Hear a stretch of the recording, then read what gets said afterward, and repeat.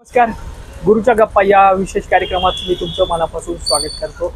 आता आपल्या कार्यक्रमामध्ये ज्येष्ठ पत्रकार शरद काटकर हे सहभागी झालेले आहेत. ते तुमचा आता मी स्टेटस पाहिलेला आहे, काय नेमक्या पद्धतीनं तुम्ही त्या स्टेटस मधून सांगताय? साताऱ्यात गेल्या 3 आठवड्यापासून डेंग्यूनं थैमान मांडलंय आणि सातारा नगरपालिकेची यंत्रणा पूर्णपणे ढिसाळपणे कारभार करत आहे.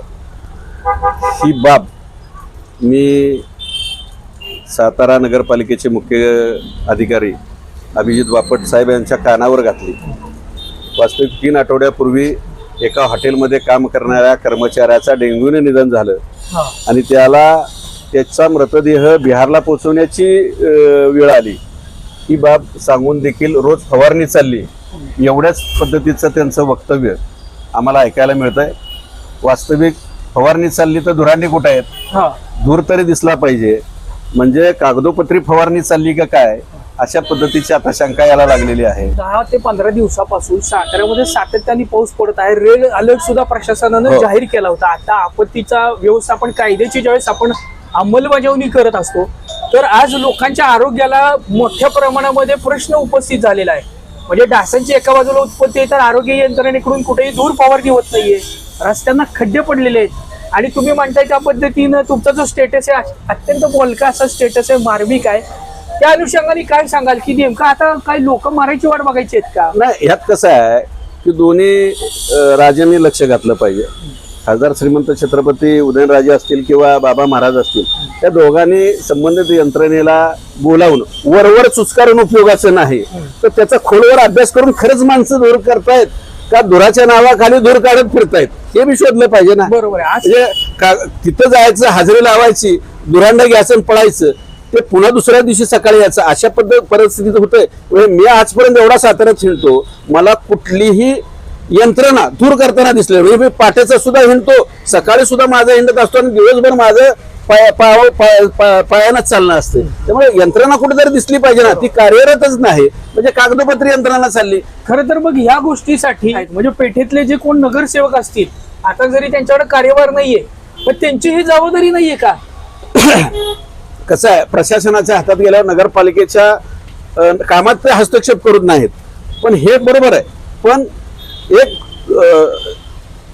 सुजाण नागरिक म्हणून त्यांनी निश्चितपणानं प्रशासनाला ह्या गोष्टी लक्षात आणून देऊन प्रशासनाकडनं काम करून घ्यायची जबाबदारी घेतली पाहिजे. आज जर तुम्ही सातारा शहरातलं साधं हॉस्पिटल जरी बघितलं तरी त्या हॉस्पिटलमध्ये पेशंट मोठ्या प्रमाणावर ऍडमिट आहेत. लोकांची जीव जाण्याची वेळ येते, त्यांच्या प्लेटलेट्स कमी होत आहेत, लोकांच्या खिशाला कात्री लागते.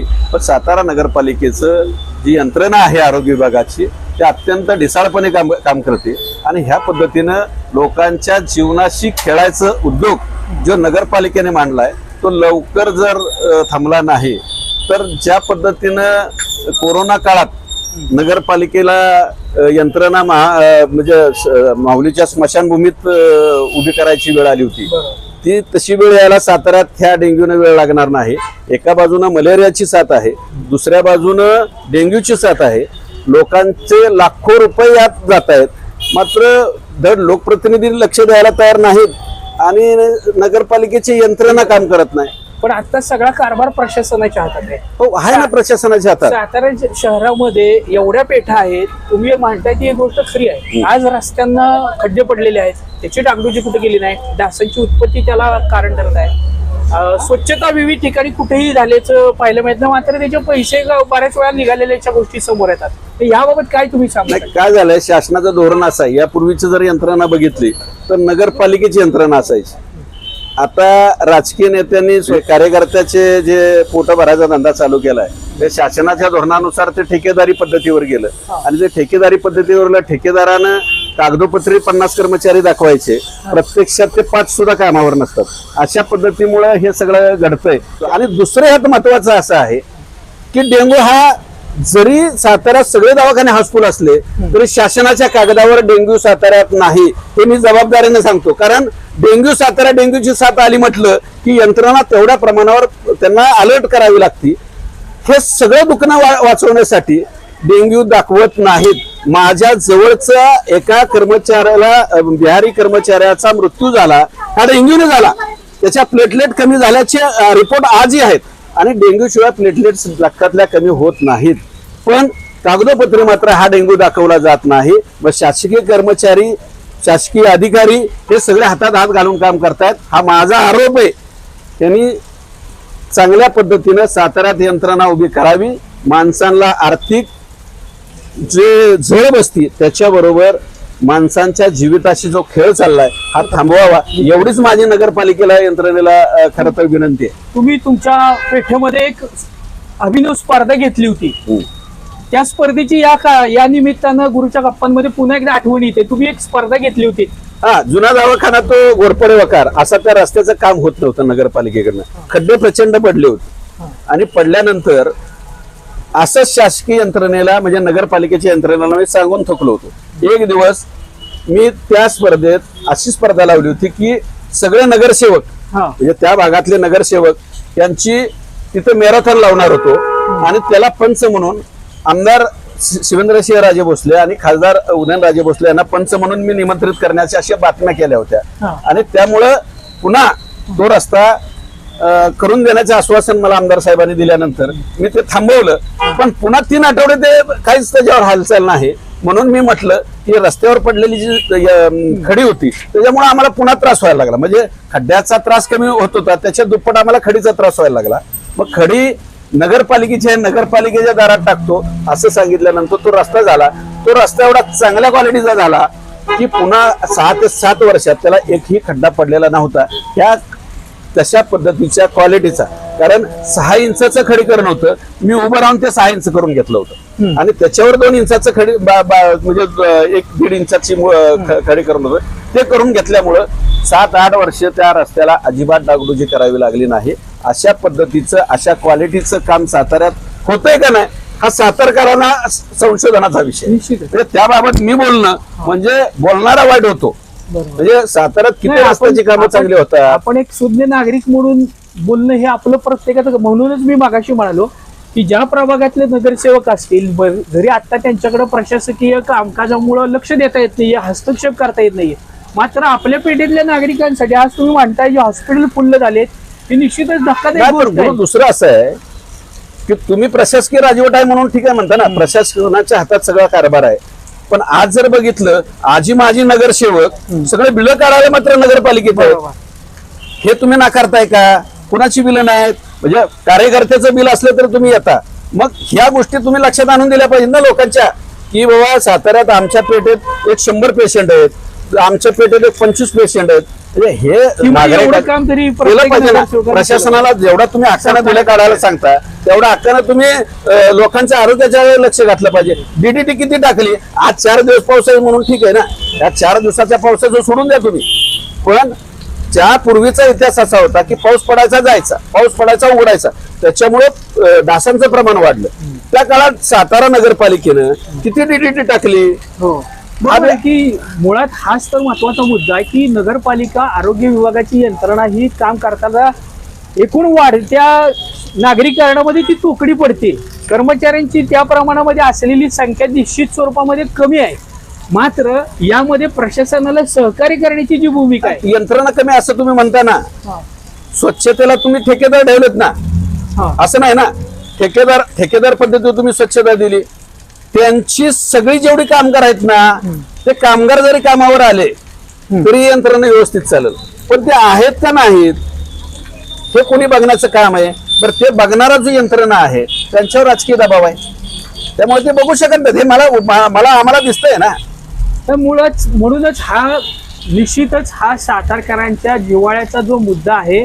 आज साताऱ्याची आरोग्य यंत्रणेच्या बाबतीतली महत्वाची जी भूमिका आहे, आज डेंग्यू सदृश्य परिस्थिती निर्माण झाली. आज अण्णांनी ज्या पद्धतीनं सांगतायत की त्यांच्याकडे एक पुरावाच म्हणायला लागेल की त्या पद्धतीचा एक कामगाराचा त्यांचा मृत्यू झाल्याची माहिती आहे. सातारा जिल्हा प्रशासन एकूणच सातारा नगरपालिकेचा आरोग्य विभाग आणि एकूणच जिल्हा प्रशासनातले जे तज्ज्ञ मंडळी आहेत या सर्व तज्ज्ञ मंडळींनी निश्चितच या वाढत्या धोक्याला आटोक्यात आणण्यासाठी युद्ध पातळीवरती प्रयत्न करणं गरजेचं आहे. आता या गुरुच्या गप्पा कार्यक्रमामध्ये शरद काटकर साहेबांनी आपल्याला जे संवाद साधला, त्यांनी जी वस्तुस्थिती सातारची मांडली ही निश्चितच आपल्याला याची ही वस्तुस्थिती नुसती पाहू नका, तर याच्यावरती अंमलबजावणी करा. जाता जाता नेमकं काय व्हावं असं तुम्हाला वाटतं? कारण की आपण आता बघतोय ही आताची परिस्थिती आहे, ही बदलण्यासाठी नेमकं आतापासून काय काम करायचं? गंमत कशी आहे, एक रुग्ण ऍडमिट झाला, कमीत कमी त्या कुटुंबाला 50 ते 60 हजार रुपये खर्च आहे कमीत कमी. आणि जास्तीत जास्त जर त्याला शुगर असेल, बीपी असेल, तर तो पेशंट 1.5 लाखावर जातो. ही नगरपालिका देणार आहे का? अर्थ तरतूद करणार आहे का? नाही, ती करू शकत नाही. रस्त्यावर खड्डे आहेत का? तर साताऱ्यात खड्डे आहेत. 100% हे तुम्ही नाकारणार आहे का? तर नाही. ही यंत्रणा प्रशासन चालवतं का? तर चालवतं. पण प्रशासन चालवतोय म्हणून सगळ्याच जबाबदाऱ्या तुम्ही राजकीय नेते जर त्यांच्यावर देणार असाल किंवा टाकणार असाल, तर साताऱ्यात ज्यांनी तुम्हाला मतदान केलं त्यांची जबाबदारी कोणी घेणार आहे? तर तुम्ही घेतली पाहिजे आणि तीच त्यांनी घ्यावी. आणि ती घेण्यासाठी त्यांनी प्रशासनाला कशा पद्धतीने हाताळ करायचं हे तुमचं काम आहे. सर्वसामान्य माणसाचं काम नगरपालिका ऐकतच नाही. त्याच्यामुळे ज्यांचं ऐकते तर कुणाचं ऐकते? तर राजकीय नेत्यांचं ऐकते. राजकीय नेत्यांनी ज्या मतदारांचं तुम्हाला संरक्षण करायचं त्या मतदारांचं तुम्ही संरक्षण करावं. एक साधारणतः 3 दिवसापूर्वी वाघनखं साताऱ्यात येणार म्हणून युद्ध पातळीवरती प्रशासन कामाला लागलं होतं. पाऊस पडत असताना रस्त्याला डागडुजी चालली होती. स्टँड परिसरामध्ये पट्टी मारायचं काम चाललं होतं. बॅनरिझम झालं मोठ्या प्रमाणामध्ये. कुठेही सुरक्षिततेचे सगळे कडकोड बंदोबस्त नेमले होते.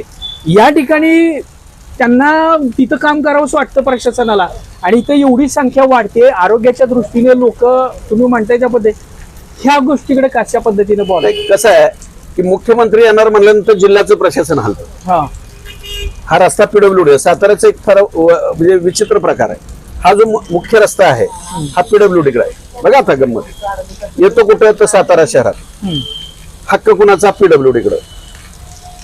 जे शिवतीर्थ आहे त्याचा तो शिवाजी महाराजांचा पुतळा आहे, तो परिसर आहे, तो जिल्हा परिषदकडे. म्हणजे कशाचा कुठल्याला कशाला पासपोस नाही. हा इसवी सणापूर्वीचा महाबळेश्वर आणि तो मार्ग आहे. म्हणजे महाबळेश्वर सांगली वगैरे असं तो जाणारा मार्ग आहे. हा इसवी सणापूर्वीचा आहे. ते बदलून घेण्याचं काम केलं पाहिजे. आज ते तुम्ही म्हणला की जो प्रशासन पळत होतं, मुख्यमंत्री येणार, उपमुख्यमंत्री येणार म्हणल्यानंतर जिल्हा प्रशासनाला आम्ही कामं करतो हे दाखवावं लागणार. आणि त्या पद्धतीचं पण अशाच पद्धतीची यंत्रणा मी सातारा नगरपालिकेनं राबवली पाहिजे. आमचे नागरिक आहेत, आमचे करदाते आहेत, आमचे मतदार आहेत, हे यांनी लक्षात ठेवलं पाहिजे. आणि ह्या पद्धतीने यंत्रणा राबवून जे जीवाशी खेळ चाललाय लोकांच्या, मलेरिया असेल, डेंग्यू असेल, म्हणजे लोकांना पोटात दुखतंय म्हणून ऍडमिट केलं जातंय आणि मलेरिया डिटेक्ट होतोय किंवा डेंग्यू डिटेक्ट होतोय. काही चिकनगुनियाची सुद्धा असू शकतात. ह्या गोष्टी त्याच्याही पुढचा असा आहे की जो सातारा सिव्हिल हॉस्पिटलचा परिसर आहे ते स्वच्छता केलेली असते. तो कचरा सुद्धा उचलायला नगरपालिकेकडं त्यांना वशिला लावावा लागतो आणि त्यांच्याकडून त्यांना ट्रॅक्टरची मागणी करावी लागते. सातारा नगरपालिकेचं काम आहे. आज सगळ्या जिल्ह्याचे पेशंट तिथे येत आहेत, विविध प्रकारच्या आजाराचे पेशंट येत आहेत.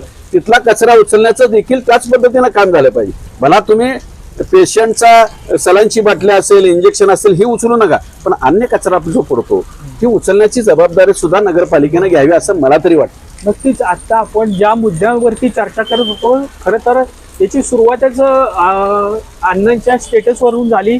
सातारा शहरामध्ये एवढे नागरिक आहेत की प्रत्येकाच्या घरामध्ये किमान एक पेशंट तरी सध्या आपल्याला पाहायला मिळेल की जो दवाखान्यामध्ये उपचार घेत आहे. एकूणच ही गंभीर परिस्थिती होऊ द्यायची आहे का? आता सातारामध्ये सुरू असलेला जिल्ह्यातला जो पाऊस आहे, धरणांची पाणी पातळी वाढत आहे, एकूणच प्रशासनाचं आपत्ती व्यवस्थापन खरंच काम करत आहे. मात्र सातारा शहरामध्ये कचरा आहे, रस्त्याला पडलेले खड्डे आहेत आणि प्रामुख्यानं सर्वात महत्वाचा जो असलेला आरोग्याचा गंभीर प्रश्न उपस्थित झालाय. आणि या संदर्भात मार्मिक टिप्पणी करणारा हा खरं तर स्टेटस होता. गुरुच्या गप्पांच्या माध्यमातून ज्येष्ठ पत्रकार शरद काटकर आणि आमच्या अण्णांनी आज जो संवाद साधलाय याबद्दल खरं तर गुरुच्या बातम्या टीम करून त्यांचं मनापासून अभिनंदन करण्यात येत आहे, आभार मानण्यात येत आहे. कारण की सातारकरांच्या प्रश्नासाठी नेहमीच त्यांचं पालिकेवर विशेष प्रेम आहे. त्यामुळे आम्ही त्यांच्याकडे भेटायला आलेलो आहे की तुम्ही बोलावं. कारण की साताऱ्यातले विविध प्रश्न असतात की ज्यावरती बोलायचं कुणी हा प्रश्न सुरुवात असतो. मात्र हे व्यक्तिमत्व असं आहे की कुठलाही प्रश्न असेल तर सडेतोडपणानं उभा राहून बोलतात. याचा मी स्वतः साक्षीदार आहे. कारण की आम्ही बरेचसे कार्यक्रम केलेले आहेत आणि त्या कार्यक्रमाचे रिझल्ट देखील मिळालेले आहेत. या कार्यक्रमाचा हेतूच आहे की सातारकरांचं आरोग्य चांगलं राहावं, त्यांना चांगलं आयुष्य सुविधा लाभावं. मिळाल्या पाहिजेत, लोकांचे पैसे खर्च होतात ते वाचले पाहिजेत, लोकांच्या जीवाचे खेळ चाललाय तो थांबला पाहिजे, एवढेच उद्देश आहे. एवढाच उद्देश आमच्या या कार्यक्रमाचा आहे. या कार्यक्रमामध्ये अण्णा सहभागी झाले त्याबद्दल त्यांचं मनापासून आभार व्यक्त करतो आणि याचा पाठपुरावा देखील आम्ही करणार आहे. आम्ही फक्त बातम्या सांगणार नाही आहोत तर त्याचा फॉलोअप देखील घेणार आहोत. धन्यवाद.